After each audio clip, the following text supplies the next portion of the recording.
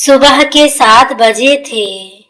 शहर की सबसे बड़ी कॉलोनी के एक आलीशान बंगले के बाहर 70 वर्षीय रघुनाथ और उनकी पत्नी कमला अपने 2 पुराने बैग लेकर खड़े थे।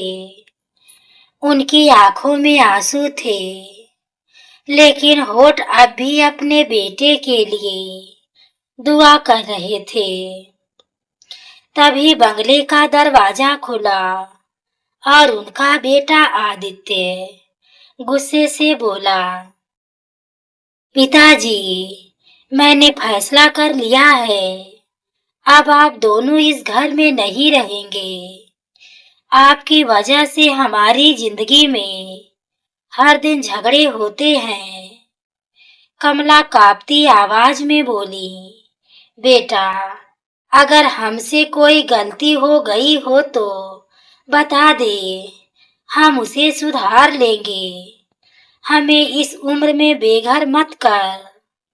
तभी बहू निशा तिरस्कार से हंसते हुए बोली, गलती आपकी नहीं, आपकी मौजूदगी है। हमें अपनी जिंदगी अपने तरीके से जीनी है।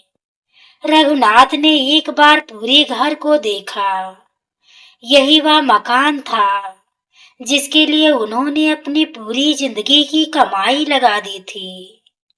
खेत बेचे, दिन रात मेहनत की, अपनी हर इच्छा त्याग दी ताकि बेटे का भविष्य बन सके।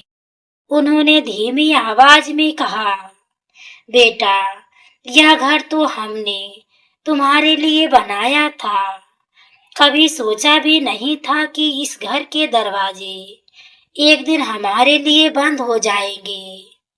आदित्य ने बिना उनकी ओर देखे जवाब दिया, भावुक बातें करके मेरा फैसला नहीं बदला जा सकता। कृपया यहाँ से चले जाइए। कमला की आंखों से आंसू लगातार बह रहे थे। उन्होंने बेटे के सिर पर हाथ रखने की कोशिश की, लेकिन आदित्य पीछे हट गया।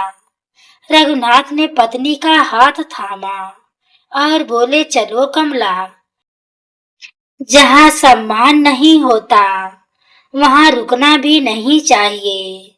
भगवान सब देख रहा है।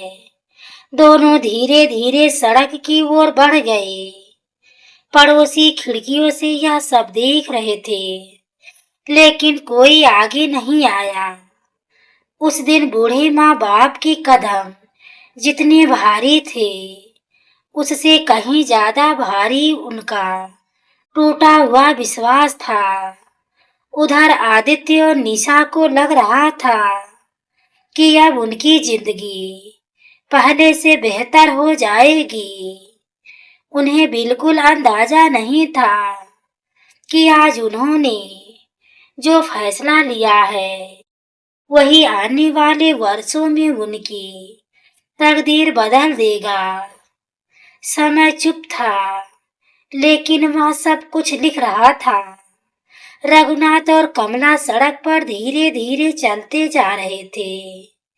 धूप तेज होती जा रही थी, लेकिन उससे कहीं अधिक उनके दिल में अपनों के लिए घाव चल रहे थे। तभी कमला की तबीयत बिगड़ गई और वह सड़क किनारे रखी एक बेंच पर बैठ गई। रघुनाथ ने अपनी पुरानी बोतल से उन्हें पानी पिलाया और बोले, कमला, हिम्मत मत हारो। जिस भगवान ने हम अब तक हमारा साथ दिया है वही आगे भी रास्ता दिखाएगा। कमला ने भर्राई आवाज में कहा, मुझे घर छूटने का दुख नहीं है रघुनाथ जी।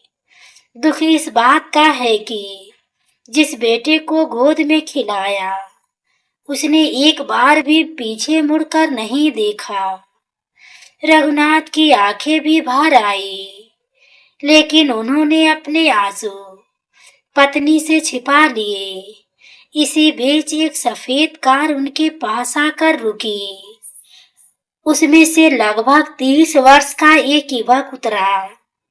उसका नाम अंशुमान था। उसने दोनों को परेशान हालत में देखा और आदर से पूछा, बाबूजी, माताजी, आप लोग इस धूप में कहाँ जा रहे हैं? रघुनाथ मुस्कुराने की कोशिश करते हुए बोले, बेटा, अब हमारा कोई ठिकाना नहीं रहा। जहाँ शाम हो जाएगी वहीं रात काट लेंगे। यह सुनते ही अंशुमान की आंखें नम हो गई। उसने तुरंत कहा, अगर आप मुझे अपना बेटा मान ले तो मेरे साथ चलिए। मेरे घर में आपके लिए सम्मान भी है और जगह भी। कमला ने हिचकते हुए कहा, बेटा, हम किसी पर बोझ नहीं बनना चाहते। अंशुमान ने उनके चरण छूते हुए जवाब दिया, माँ बाप कभी बोझ नहीं होते। बोझ तो वह सोच होती है जो अपने ही माँ बाप को घर से निकाल देती है। उसके शब्द सुनकर रघुनाथ कुछ पल के लिए चुप रह गए। उन्हें लगा जैसे भगवान ने किसी अजनबी के रूप में सहारा भेज दिया हो। वो दोनों उसकी कार में बैठ गए, लेकिन उन्हें बिल्कुल अंदाजा नहीं था कि यह मुलाकात सिर्फ उनकी जिंदगी ही नहीं, बल्कि आदित्य और निशा की किस्मत भी हमेशा के लिए बदलने वाली थी। अंशुमान अपनी कार से रघुनाथ और कमला को शहर के बाहरी इलाके में बने एक शांत और सुंदर घर में ले गया। दरवाजा खुलते ही उसकी पत्नी सिया मुस्कुराते हुए बाहर आई। अंशुमान ने कहा, सिया, आज से हमारे घर में भगवान आए हैं। ये हमारे बाबूजी और माताजी हैं। सिया बिना एक पल गवाए दोनों के चरणों में झुक गई। उसने आदर से कहा, माँ जी, बाबूजी, इस घर में आपका स्वागत है। आज से यह घर आपका है। हम तो केवल इसकी देखभाल करते हैं। इतने अपनत्व भरे शब्द सुनकर कमला की आंखें छलक उठी। उन्हें विश्वास नहीं हो रहा था कि जहां अपने बेटे ने उन्हें बोझ समझ लिया, वही एक अनजान परिवार उन्हें सम्मान से अपना रहा था। कुछ ही दिनों में रघुनाथ और कमला उस घर का हिस्सा बन गए। सुबह की चाय साथ भी पी जाती, शाम को सब मिलकर बातें करते और रात का भोजन एक ही मेज पर होता। अंशुमान हर निर्णय लेने से पहले रघुनाथ की राय पूछता। सिया कमला से नए नए व्यंजन बनाना सीखती।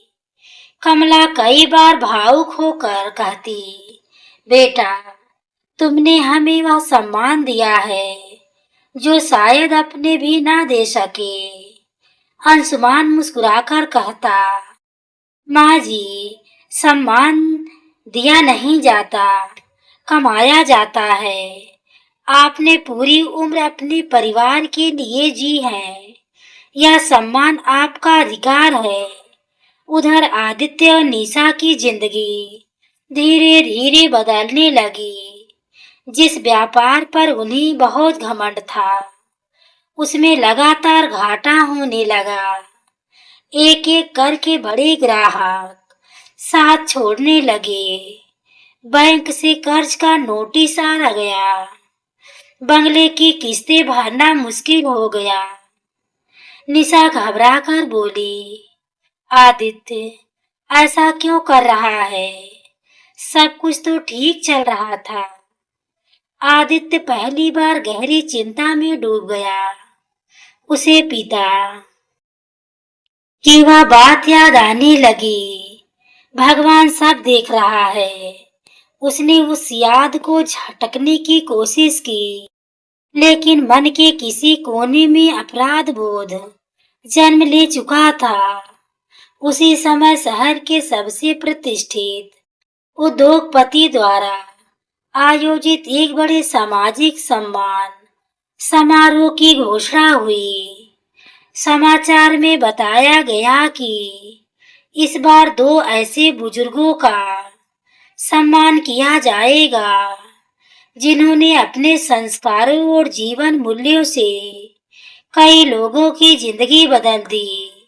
यह खबर सुनकर किसी ने ज्यादा ध्यान नहीं दिया, लेकिन किस्मत चुपचाप एक ऐसा अध्याय लिख रही थी जो आदित्य और निशा के जीवन की दिशा हमेशा के लिए बदलने वाला था। समय बीतता गया। 5 वर्ष बाद वही अंशुमान जिसने एक दिन सड़क से रघुनाथ और कमला को अपने घर लाया था, आज पूरे शहर के सम्मानित उद्योगपतियों में गिना जाता था। लेकिन उसकी सबसे बड़ी पहचान उसका कारोबार नहीं, बल्कि बुजुर्गों के प्रति उसका सम्मान था।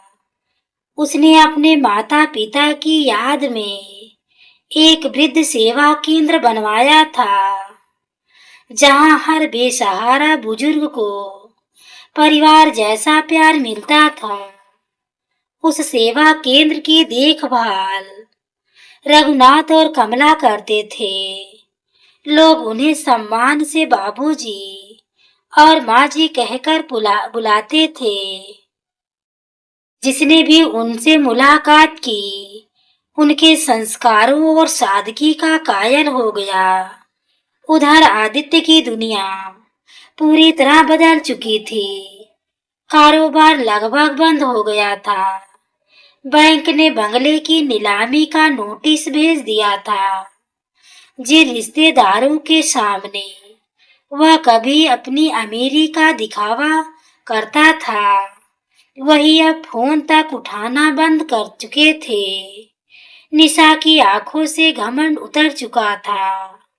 उसने कांपती आवाज में कहा, आदित्य, शायद हमने अपने माँ बाप के साथ बहुत बड़ा अन्याय किया था। जब से वे घर से आए हैं, हमारी खुशियां भी जैसे साथ चली गई। आदित्य ने सिर झुका लिया। उसकी आंखों में पहली बार पछतावे के आंसू थे। उसने धीरे से कहा, काश उस दिन मैं उन्हें रोक लेता।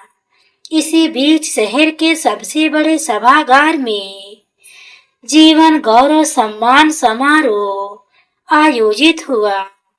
शहर के बड़े अधिकारी, उद्योगपति, पत्रकार और समाज सेवी वहां मौजूद थे।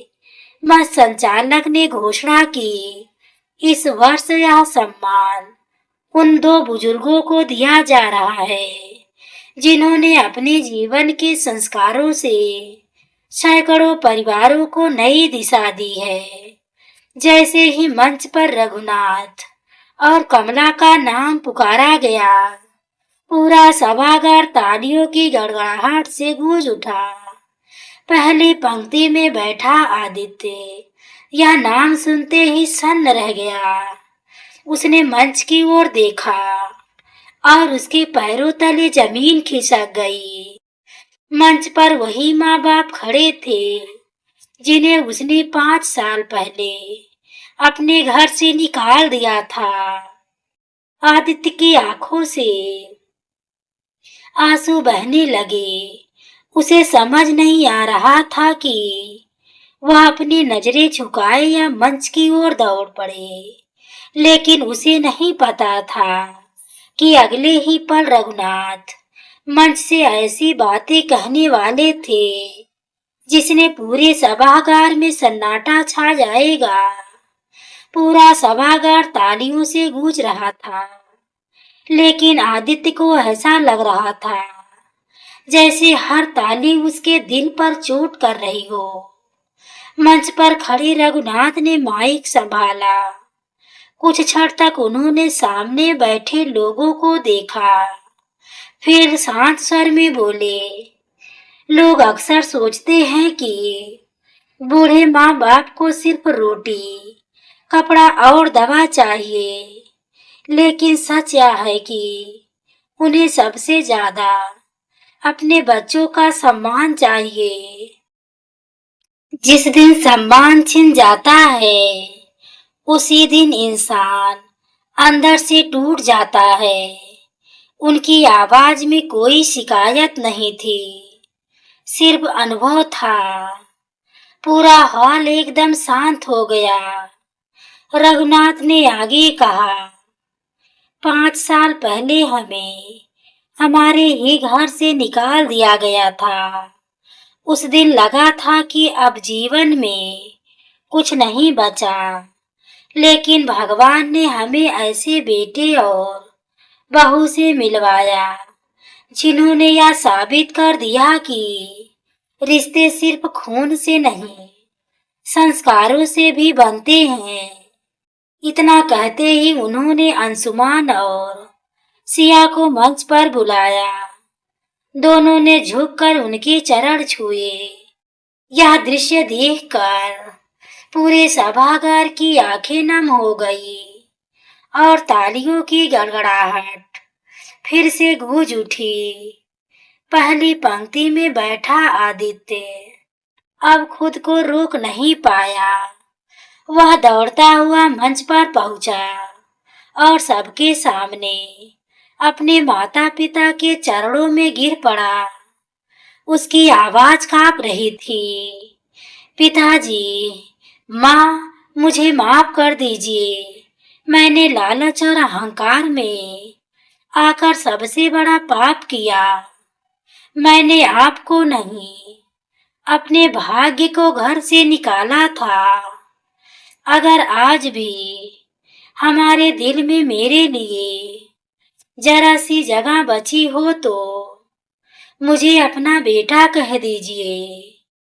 निशा भी रोती हुई कमला के पैरों से लिपट गई। माँ जी, मुझे माफ कर दीजिए। मैं आपके प्यार की कीमत कभी समझ ही नहीं पाई। कमला की आंखों से आंसू बह निकले। उन्होंने निशा को उठाकर गले लगा लिया। रघुनाथ ने आदित्य के सिर पर हाथ रखा, लेकिन उनके अगले शब्द सुनकर पूरा सभागार भावुक हो उठा। उन्होंने कहा, बेटा, माँ बाप को दिल अदालत नहीं होता जहाँ सिर्फ सजा मिलती है। यह मंदिर होता है जहाँ सच्चे पश्चाताप के लिए हमेशा क्षमा का द्वार खुला रहता है। लेकिन याद रखना, माफी मांगने से पहले जो समय बीत जाता है वह कभी लौट कर नहीं आता। यह सुनते ही सभागार में बैठे लोग खड़े होकर तालियां बजाने लगे। लेकिन रघुनाथ ने उसी समय एक ऐसा निर्णय सुनाया जिसने आदित्य की जिंदगी हमेशा के लिए बदल दी। रघुनाथ ने कांपते हाथों से माइक थाम लिया। पूरा सभागार एकदम शांत हो गया।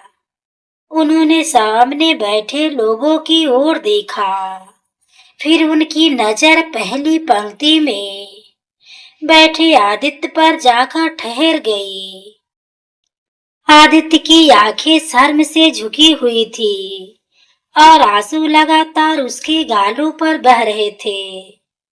रघुनाथ ने गहरी सांस लेते हुए कहा, आज लोग हमें सम्मान दे रहे हैं, लेकिन सच यह है कि 5 साल पहले मैं और कमला सड़क पर खड़े सोच रहे थे कि शायद अब हमारी जिंदगी का कोई अर्थ नहीं बचा।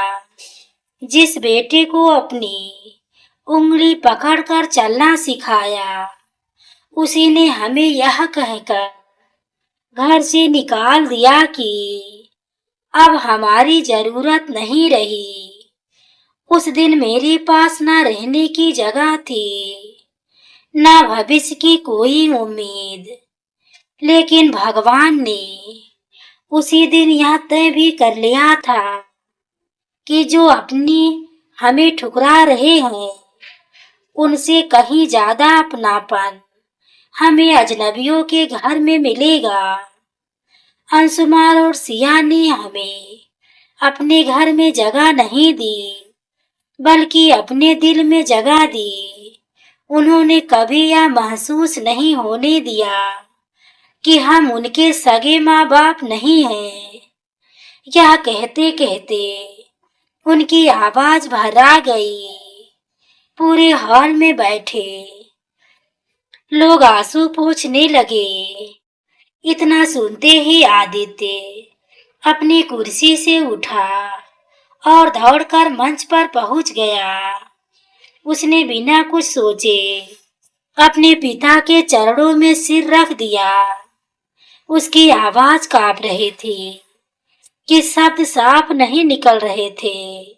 पिताजी, मैं हार गया। मुझे अपने घमंड ने अंधा बना दिया था। मैंने धन को रिश्तों से बड़ा समझ लिया। पत्नी की बातों को आपके आशीर्वाद से ऊपर रख दिया।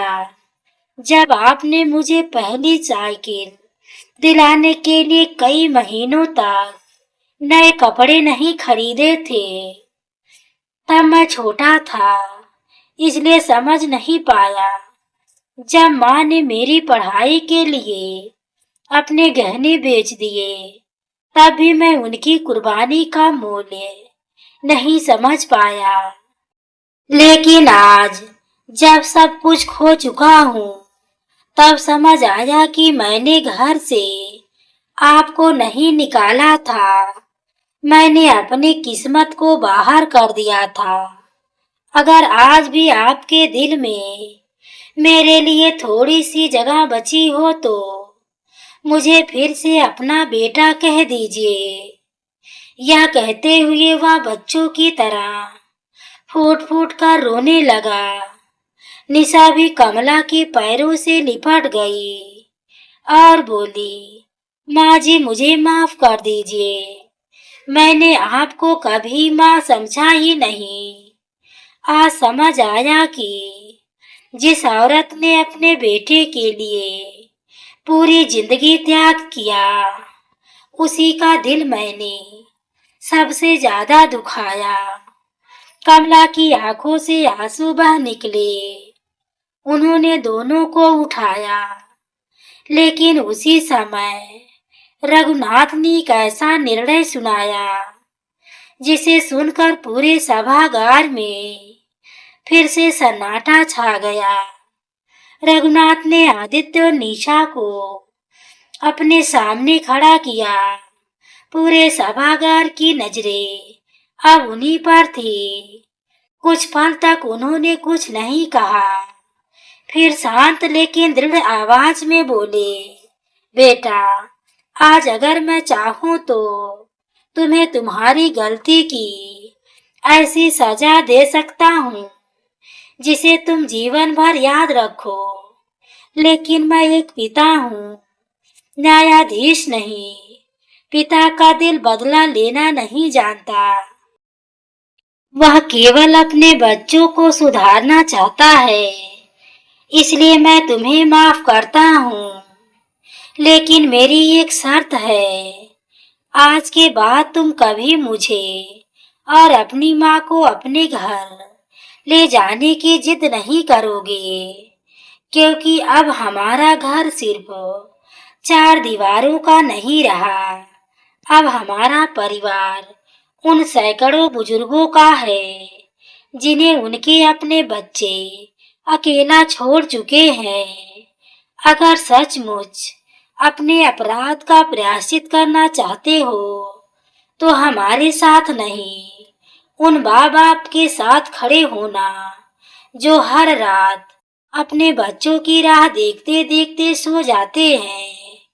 जिस दिन किसी एक बुजुर्ग के चेहरे पर तुम्हारी वजह से मुस्कान लौट आएगी, उसी दिन समझूंगा कि मेरा बेटा सचमुच बदल गया है। रघुनाथ के शब्दों के साथ ही पूरा सभागार तालियों से गूंज उठा, लेकिन उन तालियों के बीच आदित्य के आंसू रुकने का नाम नहीं ले रहे थे। उसे पहली बार महसूस हुआ कि क्षमा मिल जाना आसान है, लेकिन अंशुमान और सिया ने हमें अपने घर में जगह नहीं दी, बल्कि अपने दिल में जगह दी। उन्होंने कभी यह महसूस नहीं होने दिया कि हम उनके सगे माँ बाप नहीं हैं। यह कहते कहते उनकी आवाज भर आ गई। पूरे हॉल में बैठे लोग आंसू पोंछने लगे। इतना सुनते ही आदित्य अपनी कुर्सी से उठा और दौड़कर मंच पर पहुंच गया। उसने बिना कुछ सोचे अपने पिता के चरणों में सिर रख दिया। उसकी आवाज इतनी कांप रही थी कि शब्द साफ नहीं निकल रहे थे। पिताजी, मैं हार गया। मुझे अपने घमंड ने अंधा बना दिया था। मैंने धन को रिश्तों से बड़ा समझ लिया। पत्नी की बातों को आपके आशीर्वाद से ऊपर रख दिया। जब आपने मुझे पहली साइकिल दिलाने के लिए कई महीनों तक कपड़े नहीं खरीदे थे, तब मैं छोटा था, इसलिए समझ नहीं पाया। जब माँ ने मेरी पढ़ाई के लिए अपने गहने बेच दिए, तभी मैं उनकी कुर्बानी का मूल्य नहीं समझ पाया। लेकिन आज जब सब कुछ खो चुका हूँ, तब समझ आया कि मैंने घर से आपको नहीं निकाला था, मैंने अपनी किस्मत को बाहर कर दिया था। अगर आज भी आपके दिल में मेरे लिए थोड़ी सी जगह बची हो तो मुझे फिर से अपना बेटा कह दीजिए। यह कहते हुए वह बच्चों की तरह फूट फूट कर रोने लगा। निशा भी कमला के पैरों से लिपट गई और बोली, माँ जी, मुझे माफ कर दीजिए। मैंने आपको कभी माँ समझा ही नहीं। आज समझ आया कि जिस औरत ने अपने बेटे के लिए पूरी जिंदगी त्याग किया, उसी का दिल मैंने सबसे ज्यादा दुखाया। कमला की आंखों से आंसू बह निकले। उन्होंने दोनों को उठाया, लेकिन उसी समय रघुनाथ ने एक ऐसा निर्णय सुनाया जिसे सुनकर पूरी सभागार में फिर से सन्नाटा छा गया। रघुनाथ ने आदित्य की और निशा को अपने सामने खड़ा किया। पूरे सभागार की नजरें अब उन्हीं पर थी। कुछ पल तक उन्होंने कुछ नहीं कहा, फिर शांत लेकिन दृढ़ आवाज में बोले, बेटा, अगर आज मैं चाहूं तो तुम्हें तुम्हारी गलती की ऐसी सजा दे सकता हूँ जिसे तुम जीवन भर याद रखो। लेकिन मैं एक पिता हूँ, न्यायाधीश नहीं। पिता का बदला दिल बदला लेने नहीं जानता, वह केवल अपने बच्चों को सुधारना चाहता है।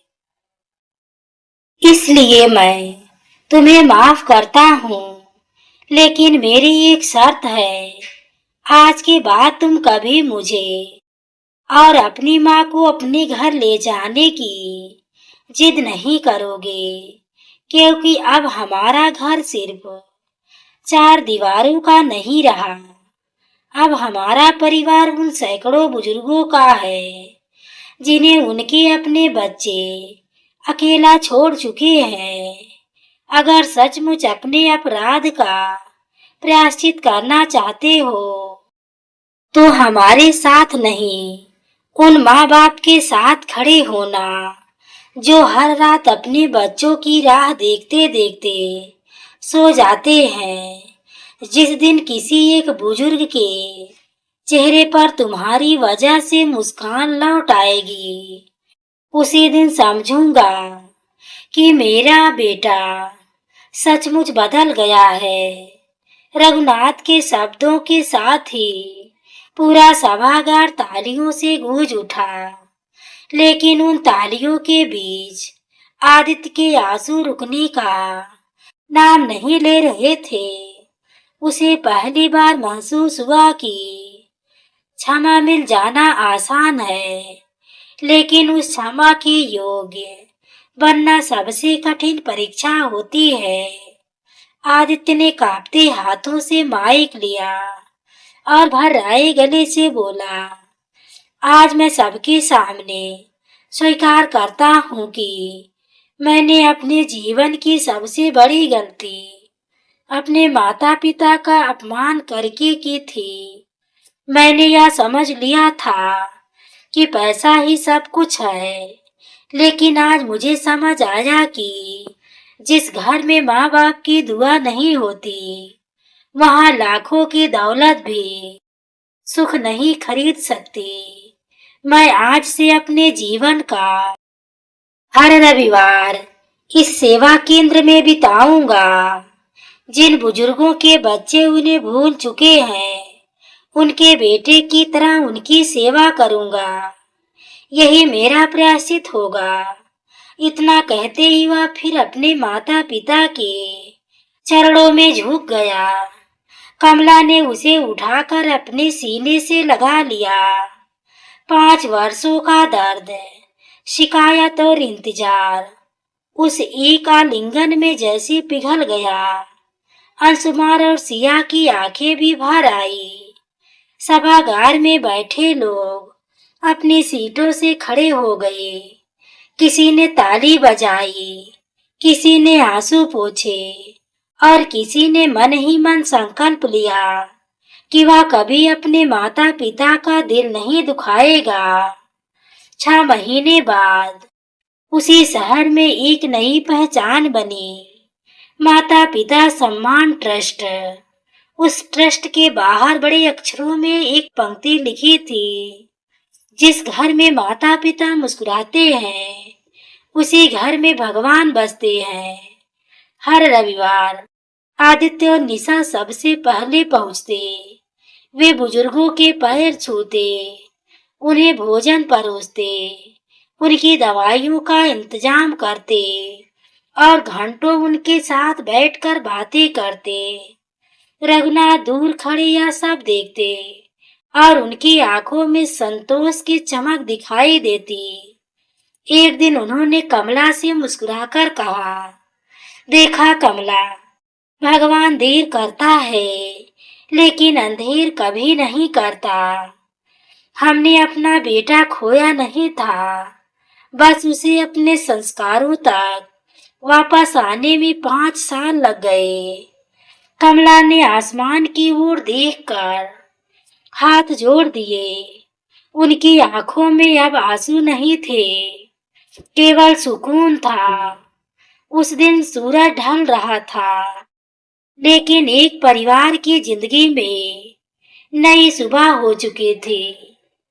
इस कहानी से हमें यही सीख मिली कि माता पिता को घर से निकालने वाला इंसान कभी सुखी नहीं रह सकता। धन दौलत, बड़ा घर और ऊंचा पद सब बेकार है। यदि माँ बाप की दुआ साथ ना हो तो माता पिता का सम्मान ही जीवन की सबसे बड़ी संपत्ति है।